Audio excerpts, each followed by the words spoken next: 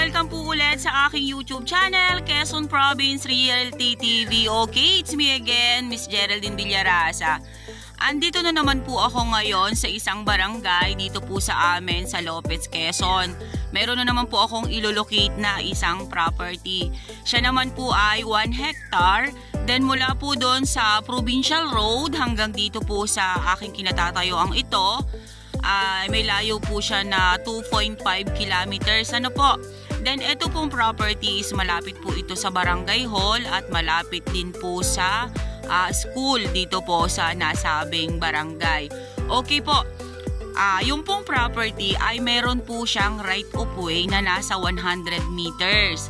Then yun pong 100 meters na yon ay kausap na po ni seller.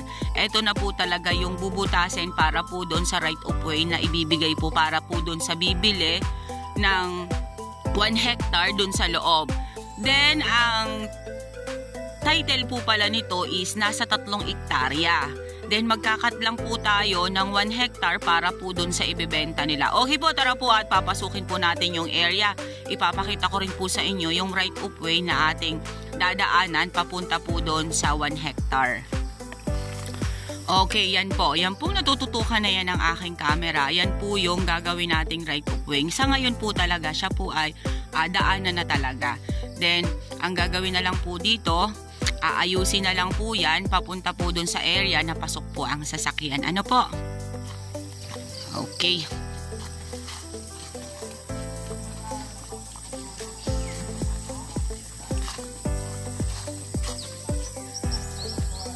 Okay guys, nandito na po ako sa loob ng property. Yun po palang dadaanan natin ng right of way. Kasama po siya sa 3 hectare na nakalagay po sa titulo. Then kukuha lang po ng 1 hectare para po dun sa ibebenta nila. Okay po. Yan pong natututukan na yan ng aking camera. May kasama po siyang palayan. Kasama na po yan doon sa ipinagbibili na 1 hectare. Yan. Nabanggit ko naman na po kanina na gagayat lang po talaga tayo ng 1 hektarya. Kaya yung pong 1 hektarya nasa 10,000 square meter lang po siya. Ano po, kaya medyo po siya ay maliit lang. Kaya dito lang po tayo iikot. Meron po siyang dala dito na ilang pitak na palayan. Then ayan po yung mga nyuga na yan. Hahagip din po tayo dyan. Then yung mga saging na yan. Ano po? Yung pong property ay medyo po siya umislan po ng konti dyan sa may kay kapitan na yan.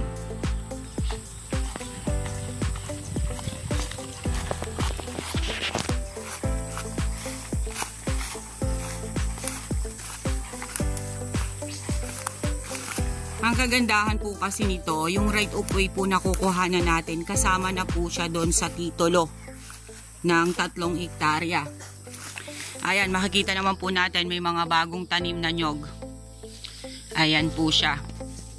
Then, dito po talaga sa barangay na to, sa lugar na to, ang pangunahin po ditong kalakal is saging.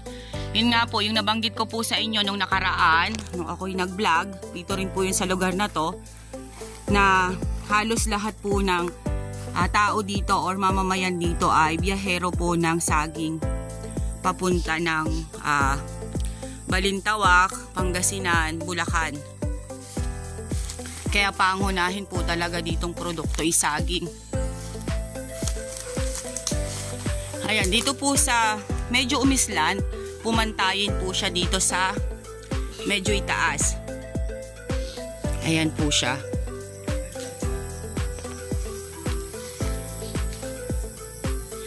Basta po igagayat lang po talaga siya ng 1 hectare. Kung alin po yung matapatan nung igagayat nila, yun po ang sakop ng mabibili ninyo. Yan, napakaganda po nung area, napaka-productive po niya. Yan po, dito, then yan pong babang yan na po yung palayan na sinasabi ko sa inyo kanina, na hindi na po siya ino-occupy. Dito po kasi sa lugar na to, pangunahin din po ditong produkto is mga gulay.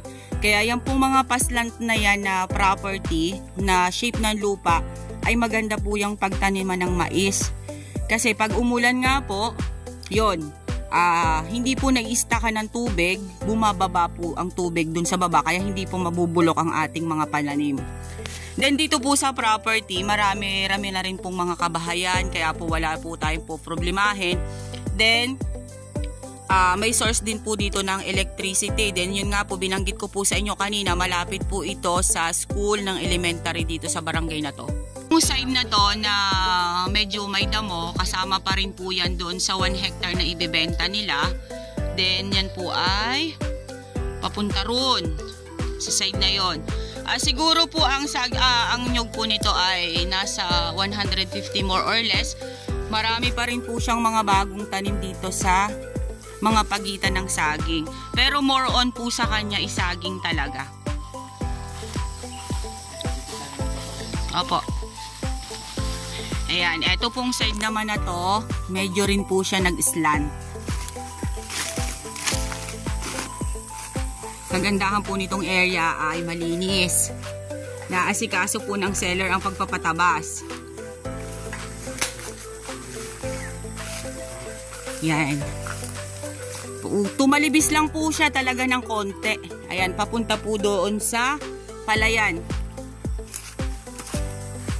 Mga ilang pita kaya tutoy yung palayan tutoy? Mga 3? 5?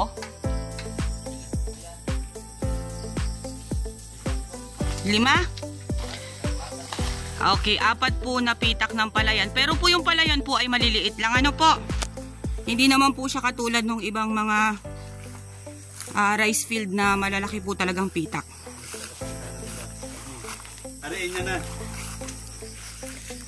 Ayan po siya. Then ang pagitan po kap ay yung mga nyug na yan na maliliit. Okay po. Daranghitan yun. Daranghitan yun. Hindi na pala nakakita.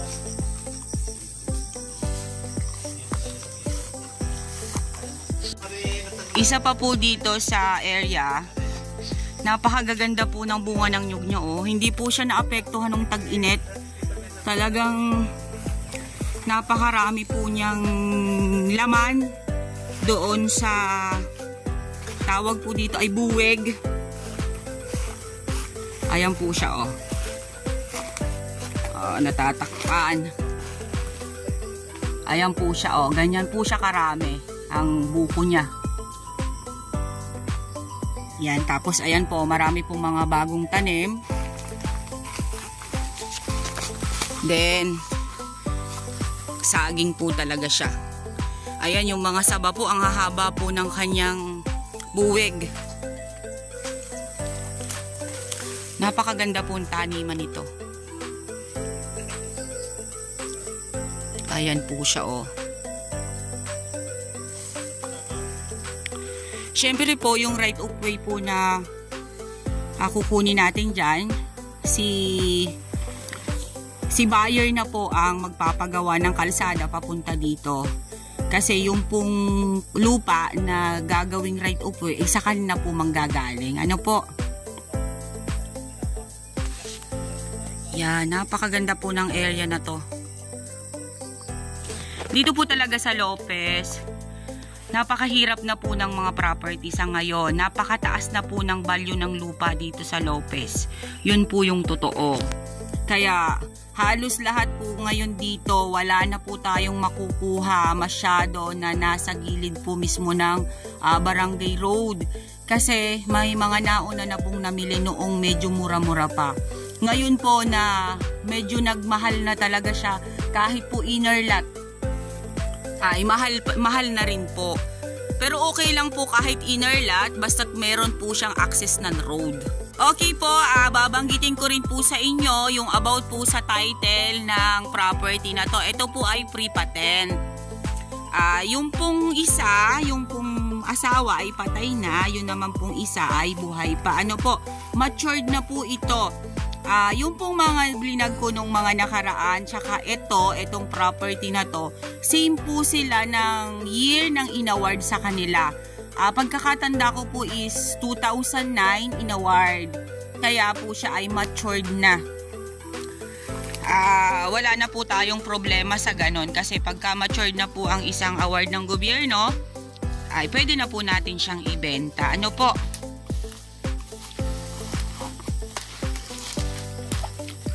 Sa mga buyers po na medyo nagkakaroon ng doubt para po doon sa mga title na halimbawa po ay tulad nga po yan, yung mga pre-patent na ganyan.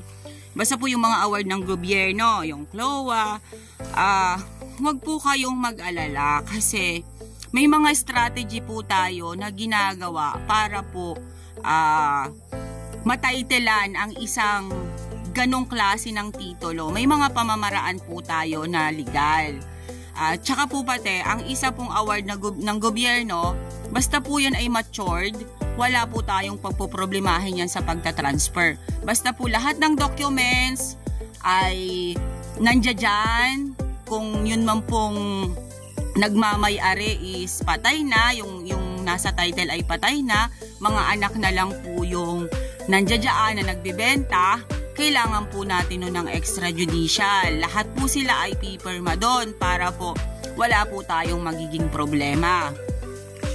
Kaya po yung pong mga buyers natin na medyo po may doubt sa CLOA title, wag po kayong mag-alala. Kasi hindi po namin kayo iiwanan sa transaksyon hanggat hindi po natin naaayos ang titulo ninyo. Marami pong pamamaraan para po mapadali ang isang pagtatitle. Yan po, yan pa rin po, kasama pa rin po yan sa 1 hectare.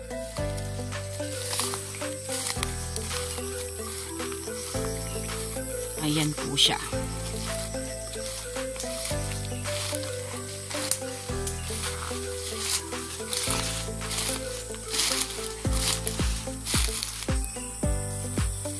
Okay guys, sabihin nyo na po ang property namin. Dito po ito sa Lopez, Quezon, 1 hectare. Gagayatin po siya sa 3 hectare na titulo. Then may right of way po siya na 100 meters mula po dun sa Barangay Road. Then mula po doon sa Provincial Road hanggang dito po sa property ay nasa 2.5 kilometers. Malapit po siya sa Barangay Hall ng barangay na to. Then malapit din po siya sa school ng elementary. Then ang nyug po niya ay more or less po ito ay 150 kapuno. Then ang kita nyo naman po yung pamumunga ng nyug, talagang napakaganda niya. Then yun pong kanyang mga saging ay napakarami din po dito sa area. May ilang pitak po siya ng palayan. Then yun nga po, pre-patent po ang kanyang titulo. Huwag po kayong mag-alala at yan po ay natatransfer. Matured na po yung pre-patent na to.